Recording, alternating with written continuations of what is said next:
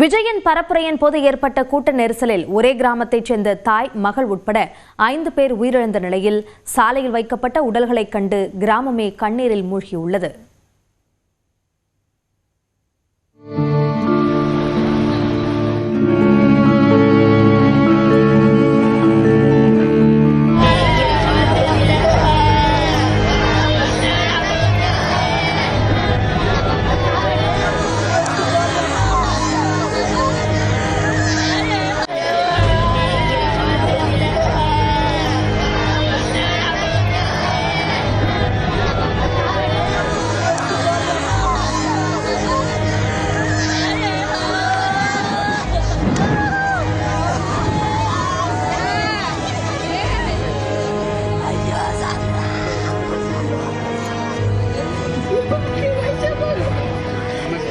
விஜய் பார்க்காம வரமாட்டேன், பார்த்துட்டு வந்துடுறேன், நீங்க வீட்டுக்கு வேணா போங்கன்றுச்சு.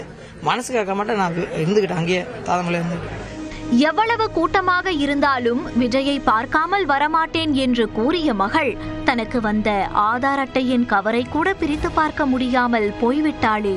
தாவேக்க கூட்ட நெரிசலுக்கு தனது குடும்பத்தையே பலி கொடுத்த ஏமூர் புதூர் கிராமத்தை சேர்ந்த டாஸ்மாக் கடை ஊழியர் சக்திவேலின் இந்த வேதனை விவரிக்க முடியாதது.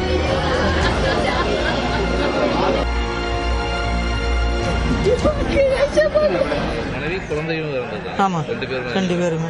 அதனாலதான் தாங்க முடியாத. 9வது படிக்குது. என்னால ஜீரணிக்க முடியல. கரூரிலிருந்து சுமார் 10 கிலோமீட்டர் தொலைவில் உள்ளது ஏமூர் புதூர் கிராமம். விஜயை பார்க்க வேண்டும் என்ற ஆசையில் இங்கிருந்து பொதுமக்கள் சிலர் கூட்டமாக கரூர் சென்றிருந்தனர். அதில் சக்திவேலின் மனைவியும் MA B.Ed பட்டதாரியுமான பிரியதர்ஷினி மற்றும் 9ஆம் வகுப்பு படிக்கும் மகள் தாரணிகாவும் உள்ளடங்குவர்.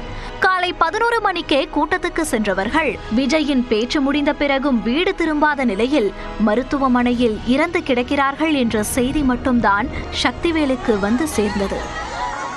கூட்டத்துக்கு போகாதீங்க, யாரும் போகாதீங்க. என்னோட வீட்டுக்காரமா மகளோட போயிட்டோம், அதோட போயிட்டோம். இல்லை, இப்படி குடும்பத்துக்கு இழப்பீடு வந்தப்பதான் அந்த அருமையை தெரியும். யாருமே அந்த மாதிரி ரசிகருக்குலாம் அதுவும் இதை மாதிரி பைத்தியம் முடிச்சு போய் வளர்ந்தோம்னா நம்ம வாழ்க்கை தான் போயிடும், நம்ம வாழ்க்கை தான் வேஸ்ட் ஆகும். அது மாதிரி போயிடவே கூடாது. தயவுசெய்து என்னோட அட்வைஸ், யாருமே இவ்வளோ தீவிரமாக போகவே கூடாது. தீவிரமாக தான் நம்ம வாழ்க்கை தான் போகும்.